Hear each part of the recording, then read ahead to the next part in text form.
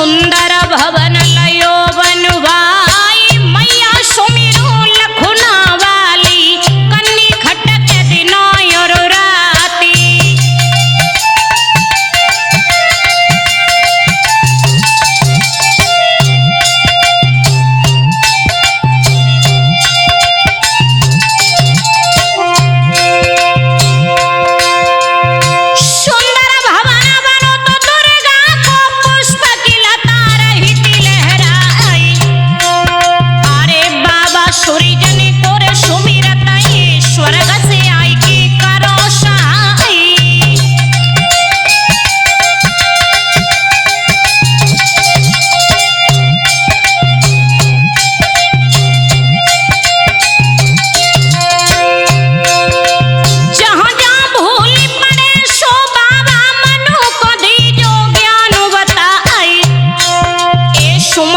खैया निज पेड़ तको गहियर पेड़ वरगता क्या रे।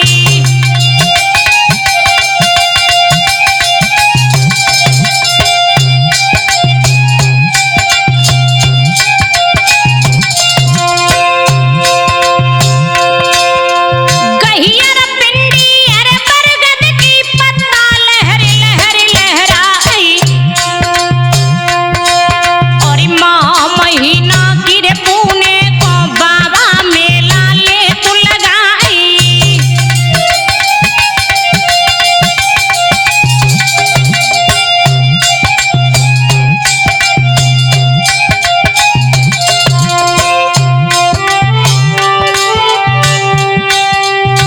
मातमनी तेरे बल पे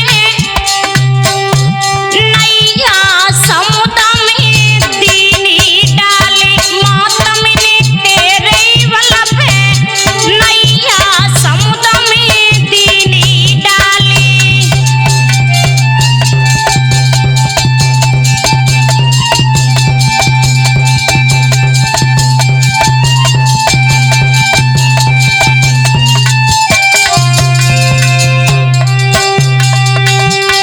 हाथ में बल्ली ले ले हाथ मैया बल्ली ले ले खेती लगाई दे नैया पार।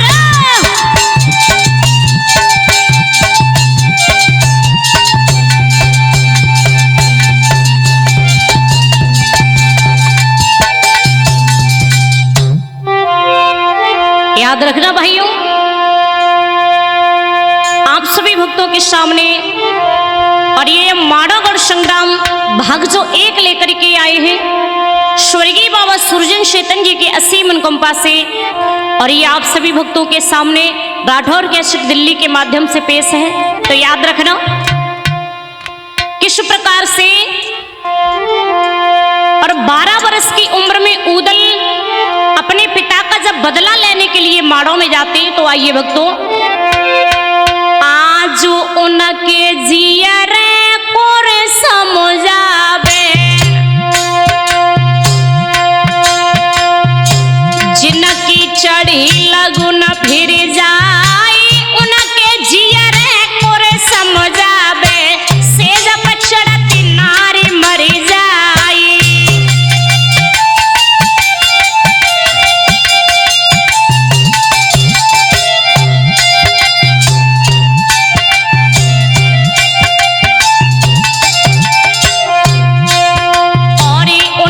जियर को समझावे जिन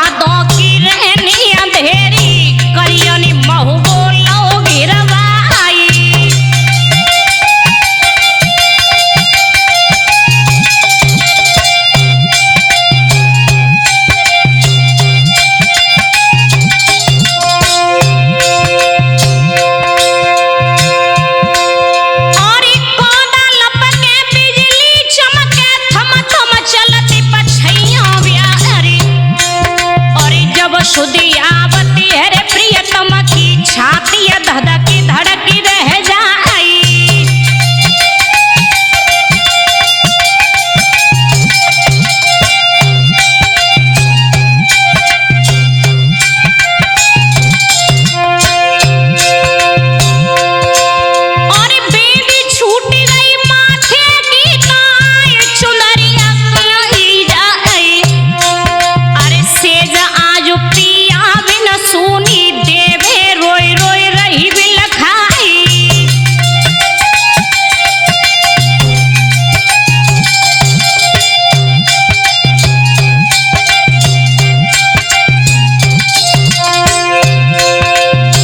जिस वक्त ये बात सोच करके जब देवी बैठ करके जब आंगन में रो रही है, अरे समय तो परमाल भूप को समझता हते मिया को डाले और चढ़ भेजत थे गढ़ दिल्ली को 7.5 लाख परमाली।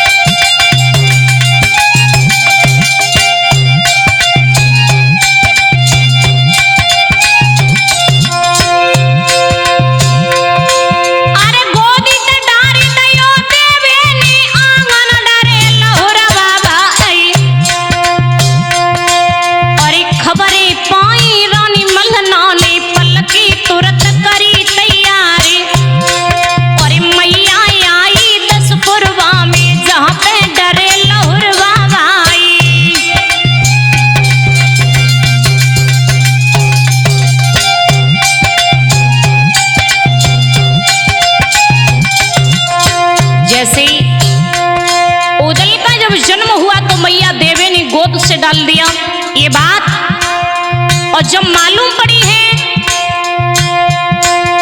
तो महाराज याद रखना आज मैया आई है और झारे पहुंची उदल को रानी सिंह के लिए दूध मंगाई और पंडित अपने को बुलवायो जो कुल पूज चंदेले राय और चिंता मड़ी पंडित आवत सापत कई हाथ में आई।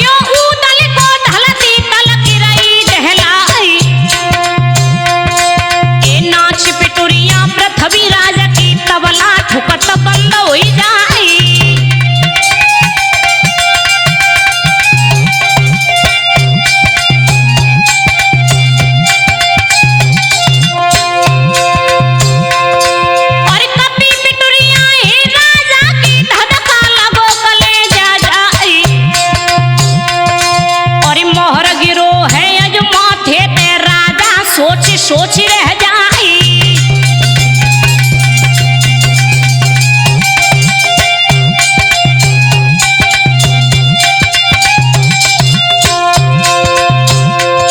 और पृथ्वीराज तब बोलन लागे चंद्रभाट ते कई सुनाई। और कैसी धरती जो हालती है चेला दियो हमें बतलाई।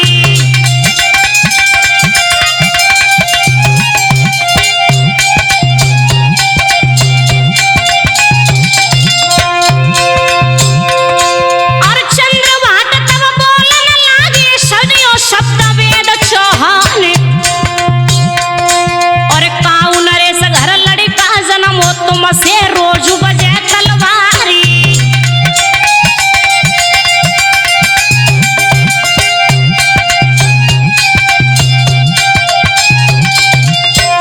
जैसे पृथ्वीराज चौहान से चंद्र कवि ने जब ये शब्द कहे और इधर चिंतामण पंडित जी मैया मयूर मल्लना से बोले।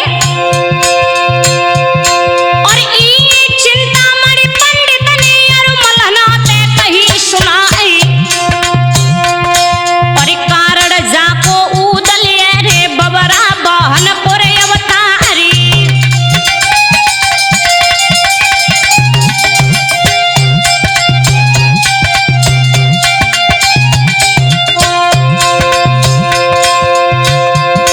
और चीतल जू माड़ा कोई तो बाप के बदले लिए छुपाई। ए जाको लू में बबुला पेरे जम्मे को सब घर दे पिरवाई।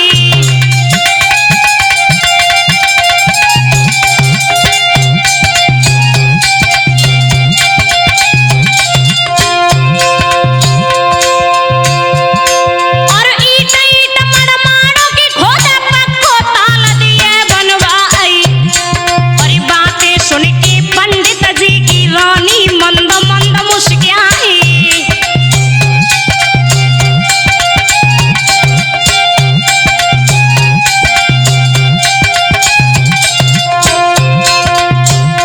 दादा मैया मलना बातें सुनी मन में अरसाई रही है। सूरजन मैया मलना बातें सुनी मन में अरसाई रही है।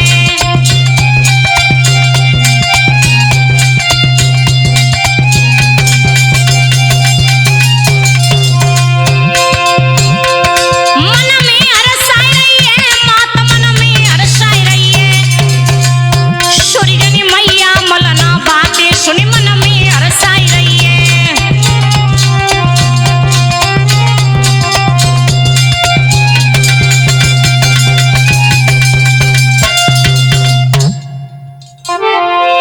याद रखना भाइयों, जिस तरह से दशराज की पत्नी देवे के गर्भ से उदल का जन्म हुआ, धीरे धीरे ये मासूम लड़का बड़ा होने लगा।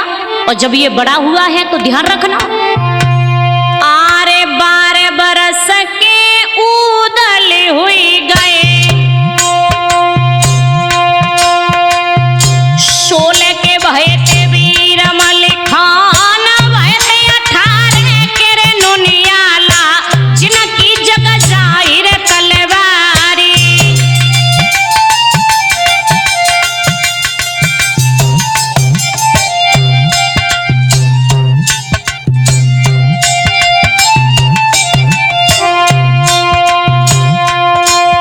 अरे 12 बरस के उदल हुई गए।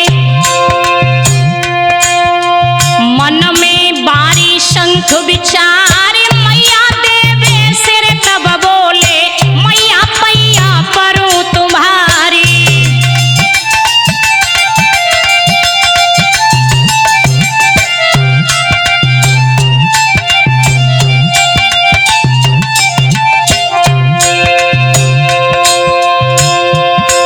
और 5 बछेरा जो उड़ने सोरानी ने तय के गहाई।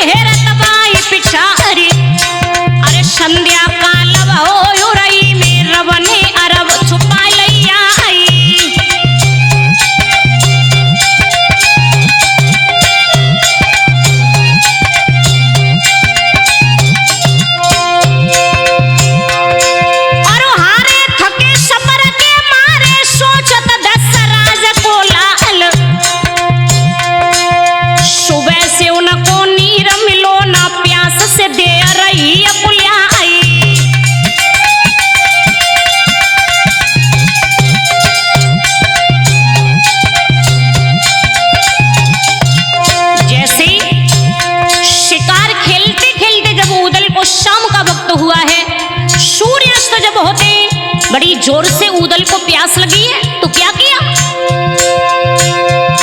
और बाउरही के आज पनघट पे पांचों देव कुमार को लाल,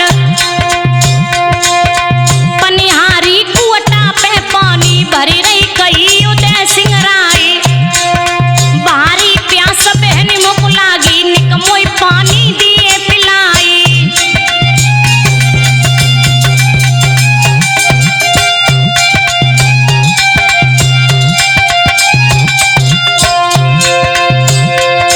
और जैसो घोड़ा बैसो ऊदल और वो कुंवार हो भराई,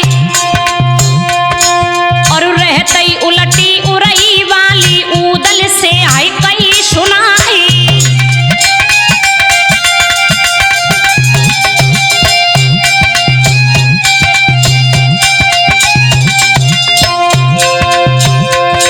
और नैचा कर तेरे बाबुल के जो तो पानी दे पिलाई,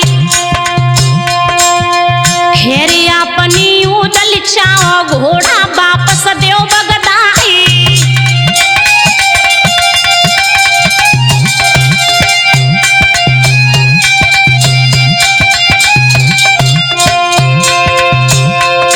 और बेही लड़का देवे बालो कलिहा पूत देवला क्या हरे, और करू पानी गरम हुए के करिए बोल सहे ना जाए।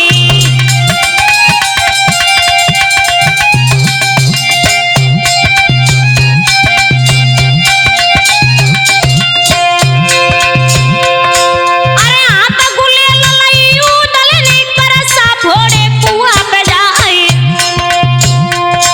और रैयती भाजी उरई वाली और माइल ते पहुंची जाए, और आओ कोई परदेसी है वीरन सुन ले बात हमारी,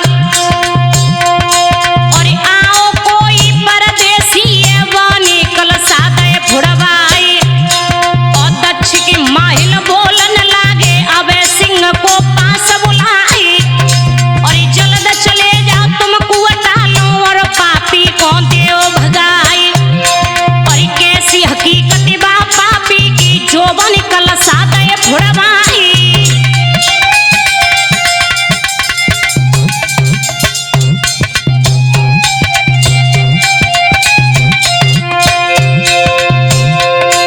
एक कूदी बछेरा पे चढ़ बैठो माहिल को ललाएंगा हरी, और आई गो कुवटा के जोरे आई खरजत लाल देवला क्या हरी।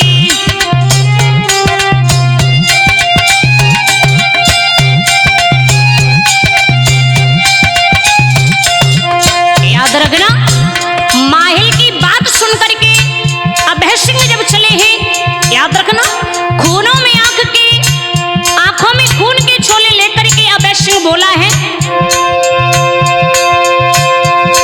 अरे कब ऊदल तुम भय कनवरिया कब ई ढाल गई तलवार, और राज्य हमारे में आकर के तुमने ऊदम दो मचाई।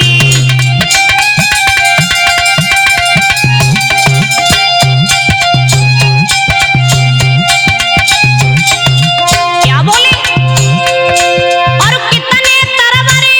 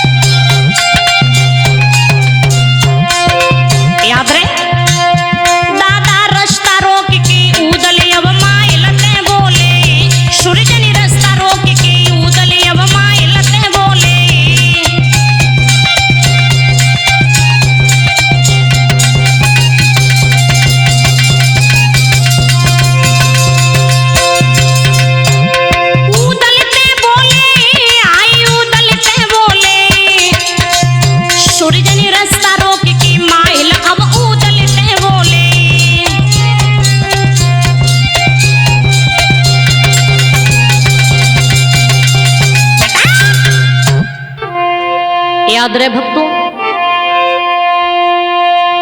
उदल उरई से जब महोबे की तरफ चले हैं, माहिल ने आकर के उदल को रास्ते में रोका है और माहिल उदल से बोले, आरे कैसे बहादुर आए उरई में, सुनी हो दशराज के लाल,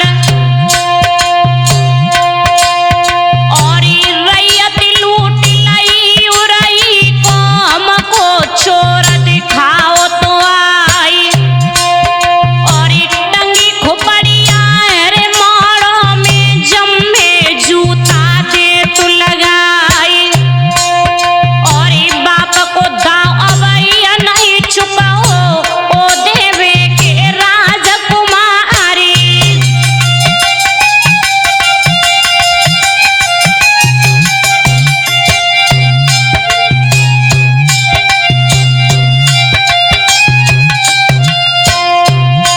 भक्तों, उदल ने जब इतनी शब्द जब माहिल के सुने, घोड़ा से नीचे उतर आए। घोड़ा से नीचे उतर के मामा माहिल की कलाई पकड़ी है। उदल बोले, मामा तुझे मेरे प्यार की सौगंध है, तुम किस माड़ों की बात कर रहे हैं, आप वो मुझे बताएं। तो जैसे ही इतने शब्द जब उदल के सुने माहुल ने, तो बोले माहिल, अरे रीनी भयानक ती महुबे की करियनी महु बोलो घिरवाई, और बाप तुम्हारे को करियनी धरी कोलू में दो पिरवाई।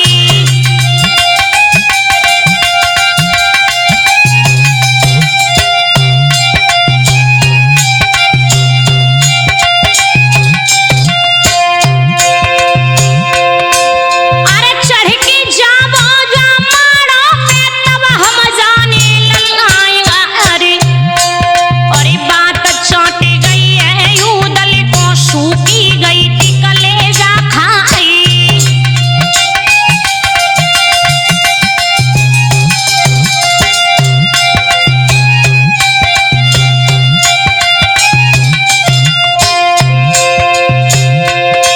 और यादें आई गई जब बाबुल की, उदल रोई रोई रह जाई। अरे जिनके लड़का समर्थ होई गए, पुरखा फिर कोलुआ में जाए, और हिलकी ले ले उदल रोवे बाई मौके के रे मैदानी।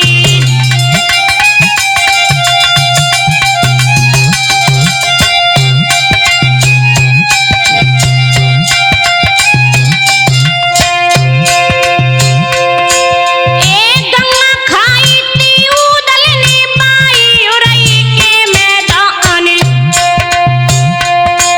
और के बदले जो नहीं बाबुल ले, तो देवे के दूध हराम।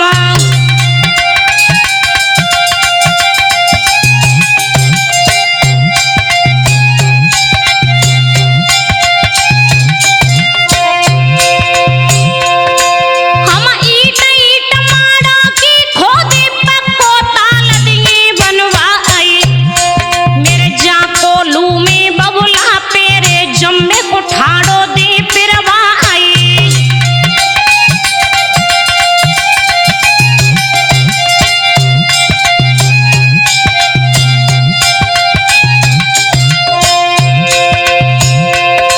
और एक महीना के अंदर में बाप के बदले ली चुकाई, और घोड़ा फेर दयो उदल ने, पहुंचो मऊबे के रे मैदानी।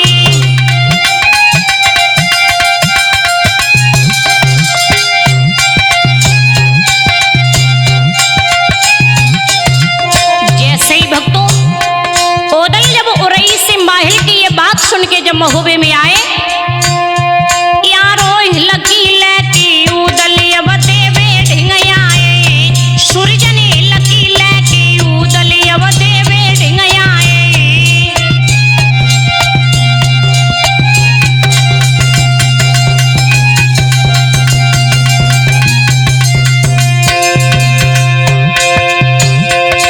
देवे ढिंगाए आई, देवे ढिंगाए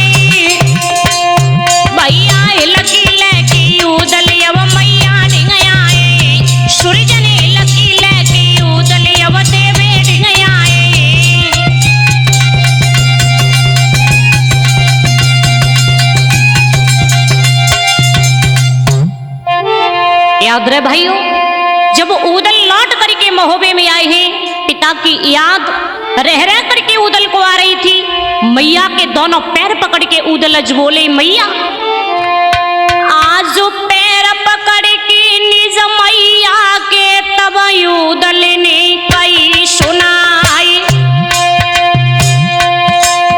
और तुम्हें कसम है अज बेटा की जल्दी साची बताई दे मात।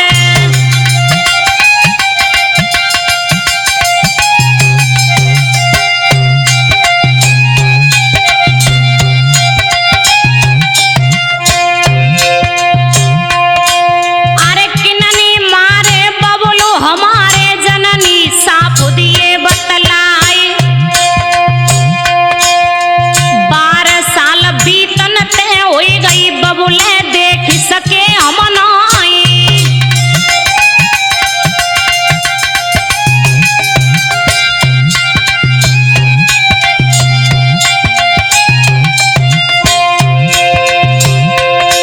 हम किन सो बबुला कह के तेरी जननी साची दिए बताई, करी करी याद बबुल अपने की रोई रोई रह जाई।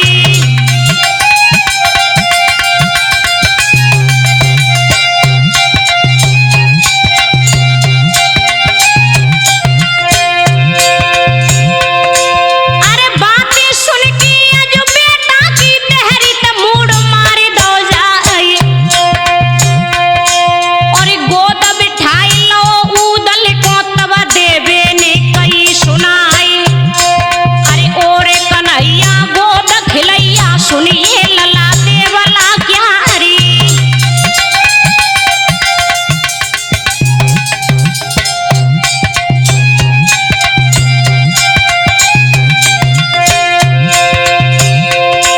और रेनी भयानक ती भादों की बादल धड़के धड़के रह जाई, और बबुल तुम्हारे आंगन शोभी बेटा सुनिए कौन लगाई।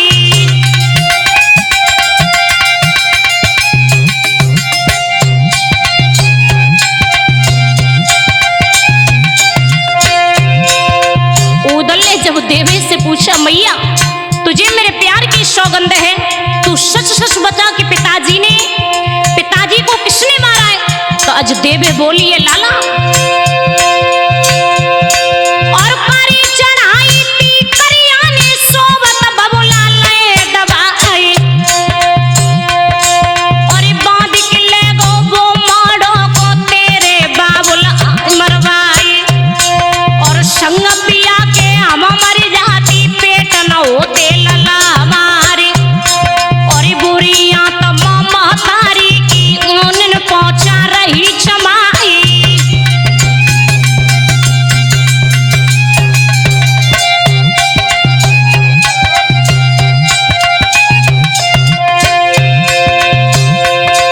और माड़ो को सरदार करिया ने मोइजा विधवा तो बनवाई, और पैदा होते 10 राजते तो देवे के अजकुमारी।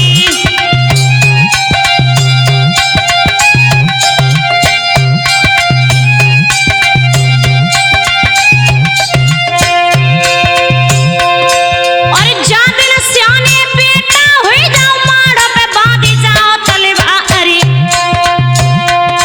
और बाप के बदले लेके बेटा जम्मे को कोलू देव फिरवाई।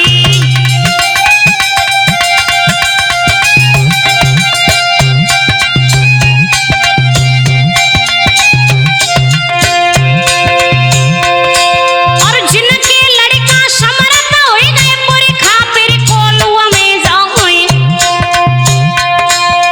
जन्म न लीनो रजपूती को तेगा बांधन को धिदकारी।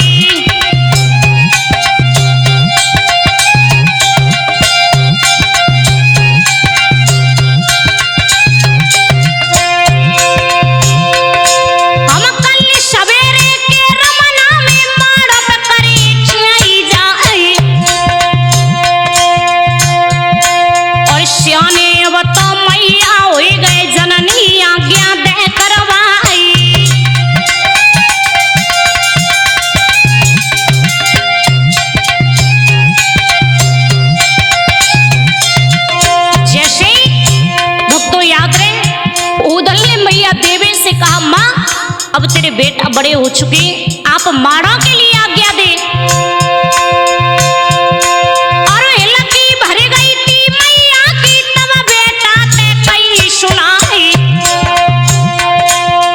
अब सियाने नहीं मेरे बेटा माड़ो पे बांध जाओ तलवार।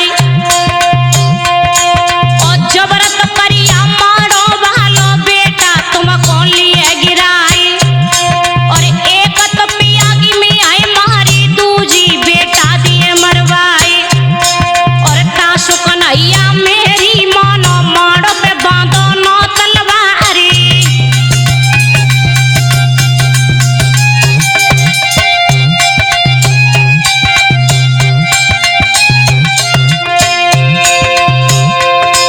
और पैर पकड़ के जो मैया के तब उदल ने कही थी सुनाई।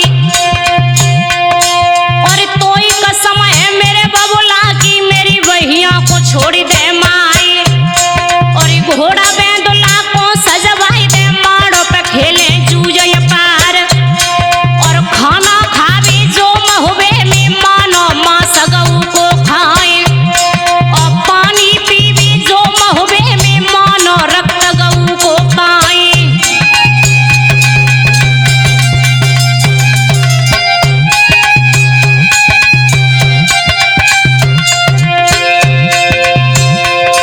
और कर्री पेज सुनी उदल की देवन मन की कई सुनाई।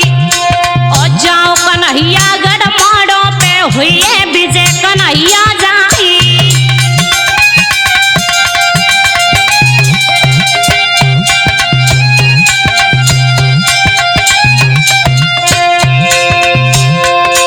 और जाई दिन को उदल बेटा तुमको पाल करो तैयारी। और घोड़ा बैदुल्ला को सजवा ले माड़ो पे खेलो जूझे पार। और जा कोलुआ में बबुला पेरे जम्मे को सब घर दियो पिरवाए। और ईट ईट माड़ो की खो दियो पक्को ताल दियो बनवाए। और अकेली मैया के बदले में घर घर राण दियो करवाए। और चोरी न बजे गलियारे में न होई बिछुअन की झनकारे। और बाई माड़ो के रे मेड़ो होई ना कोई बांध चले तलवार। और बात तो सुन की जो उदल ने तब मैया ते कई सुनाई। और निकमोई आज्ञा मैया दे दे माड़ो पे खेले जूझे पार। और आज्ञा दे दे मोई महतारी निक मेरी विजय दिए करवाई। और तब ही देवे बोलन लागी सुनिए दशराज के लाले।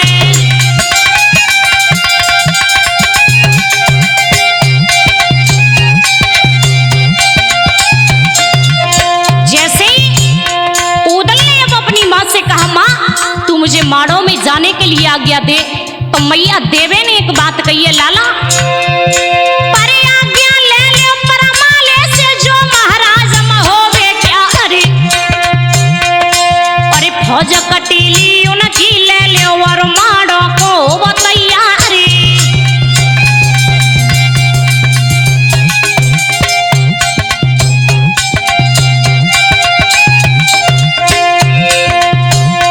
भैया छुई मैया के पैर के उदल घर से निकले। सूरजन छुई मैया के पैर के उदल घर से निकले।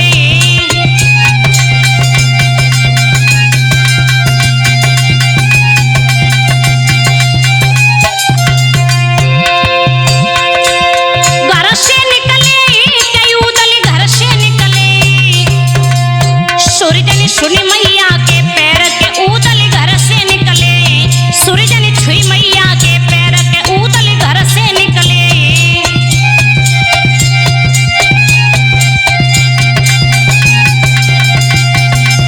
बेटा याद रखना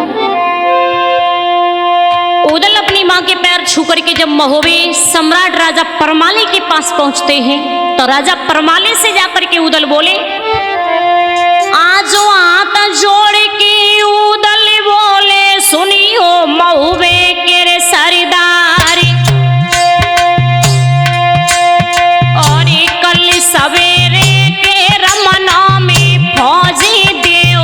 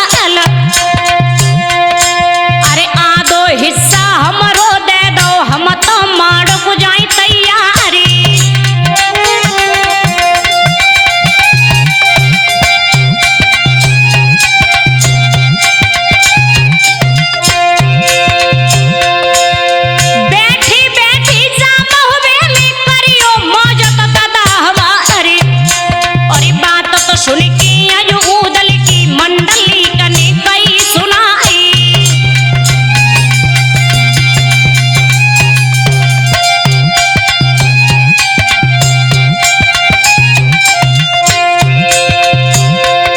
और शर्म न आई तुमको दादा तीनों दादा तो हाय हमारे, एक घोड़ा पपैया को सजवाई दो और माड़ो को बतैया रे।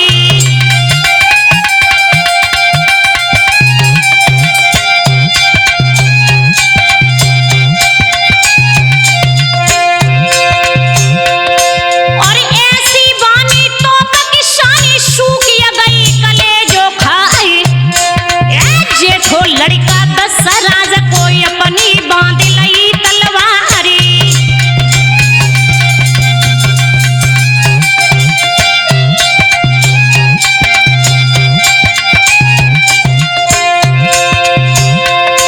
और जागत देखी परमा लेने तुरंत ही फौज करी तैयार, और खबर भेज दई है सिरसा में लो बुलवाई वीर मलिखानी।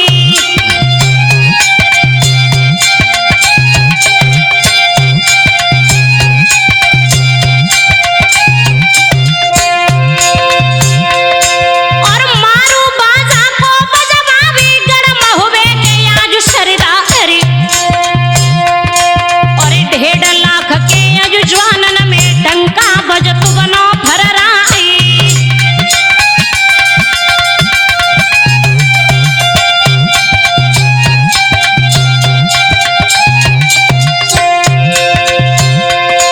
और खबरें देवे नी माड़ो को जाई रे आज लला तो हमारे, और घोड़ा और डोला मंगवायो देवे ने मैया तुरंत बैठ गई आई।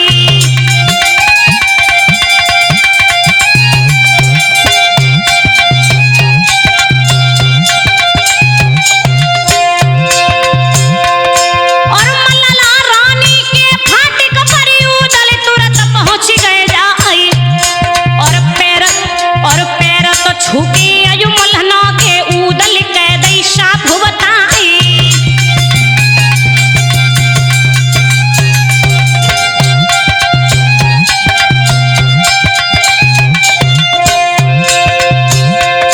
और नीके मन से आज्ञा दे दियो जो मैदान भले तलवारी, और फौज कटीली मारो को, और फौज कटीली मारो को जावे मैया सांची दियो बताए। सुन पाई रानी मल्हना ने एकदम आरती करी उतारे, और भुजा पूज दई आज ऊदल की रन को कंगन दो गाय। और लौट के आइयो तब महड़ो ते बाप के बदले लियो छुपाई, और बाप के बदले लेके बेटा तब महुबे में आइयो आई। और पमरी पूजियो तुम महुबे में बाप के बदले लियो छुपाई।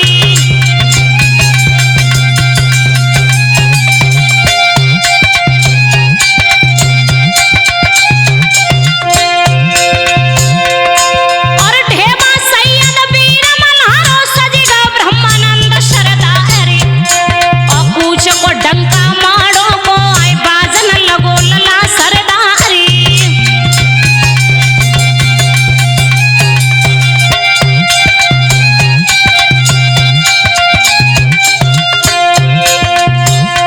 प्यारो गढ़ महुबे के सूरयाज माड़ो को जाई रहे, सूरजन गढ़ महुबे के सूरयाज माड़ो को जाई रहे।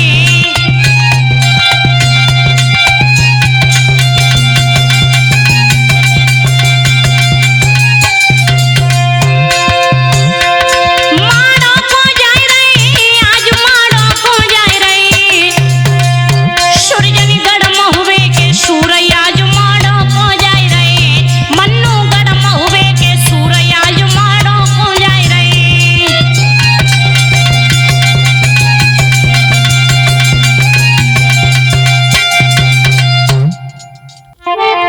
ध्यान रखना, मैया मल्हना से आज्ञा पाकर के जब ऊदल आगे की तरफ चले हैं, आज महोबे वाले जवानों ने कूच जब करवाया है मंजिल दर मंजिल करके, तो हुआ क्या?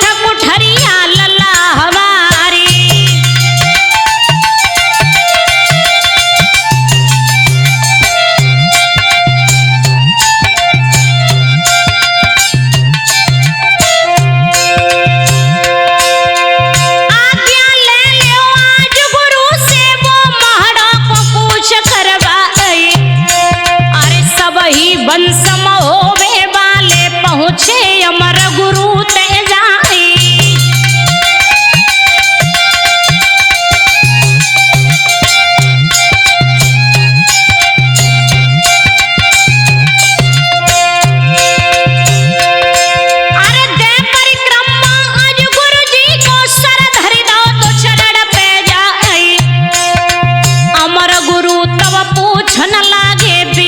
साची दिए बताई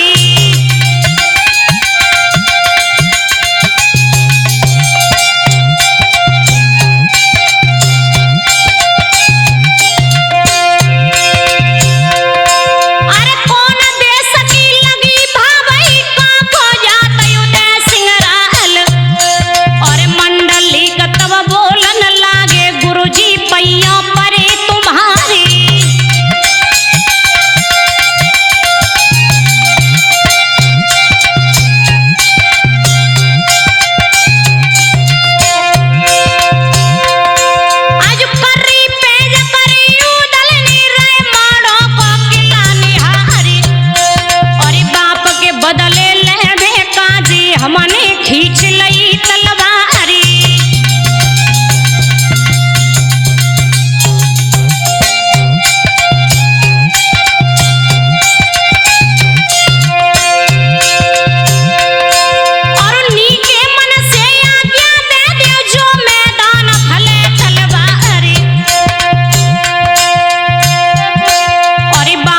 सुन के अजवाला की तब मंगने कई सुनाई।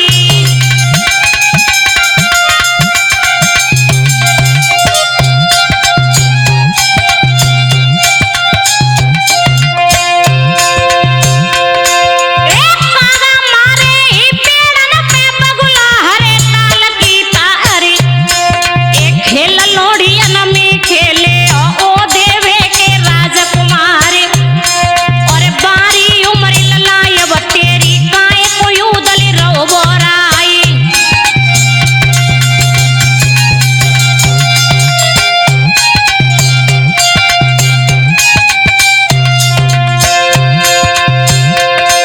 और कठिन ममासी गड़ माड़ो की बजिए रात दिना तलवारी ए मोहरा पर ये जब करिया ते तब घर लाख कोश हुई जाई।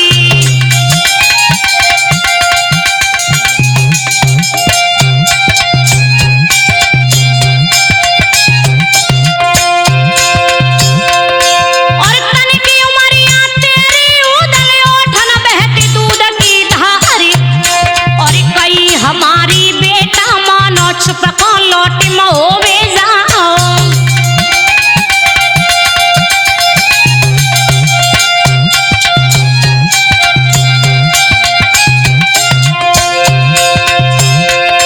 ए भली भला में गुरु नहीं मनिया ठाड़ो जमी दिए गरबाई ए नी के मनते आज्ञा दे दियो जो मैदान भले तलवारी।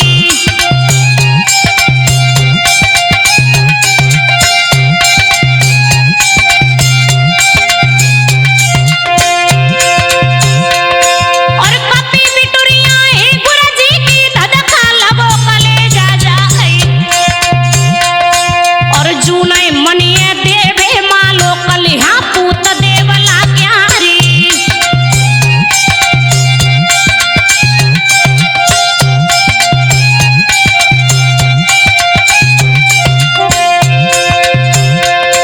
और हंस की आज्ञा अमर गुरु ने अरुदल पदई करवाई और गड़माड़ों को हुई विजय तो कहती आई गुरु ने आई।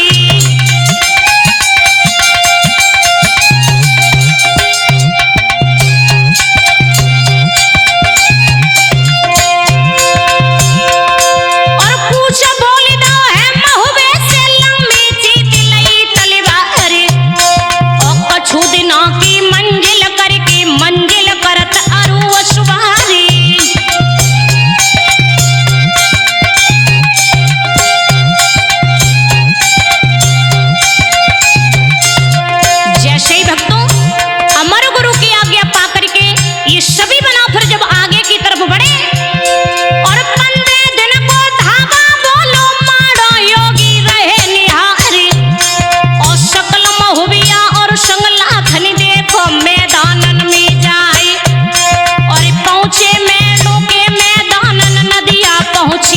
जुआंगार माड़ो की देखी अज लहुरवा तबई उदल कही सुनाई और भारी नदियों में पानी आई उदल सोच सोच रह जाए और बम बोल दई है उदल ने नदिया पे डेरा दे लगाए और हिलकी भर के रोवन लागो बेई देव कुमार को लाल और नदी नर्मदा की रेती में उदल डेरा दे लगाए और फौजी पड़ी गई है रेती में मरदो ध्यान विसर नहीं जाए और घाट तो कैसे पड़े नदिया को जो हम पार आज पढ़ जाए और बैठ के तबई सोचन लागो नामी बंसवना फरराए और भारी नदियों में पानी आयुदल सोच सोच रह जाए और कैसी नदियां पार तो कर दे मन में सोच सोच रह जाए और मैया देवे ने आगे बढ़ी तब उदल को तो समझाए और कायक पागल बेटा हुई गए मन में धीर धरो मन मारी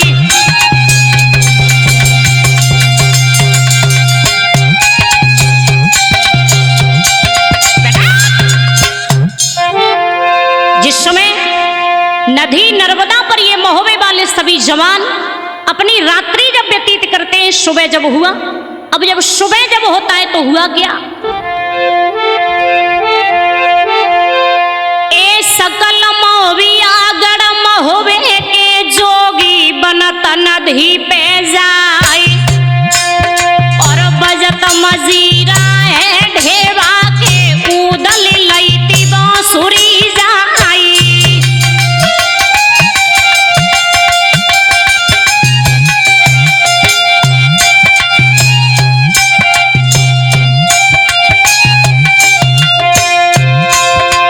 और लैया खंजरी है मलखे ने तो याला ने लो जाई और संग में सैयद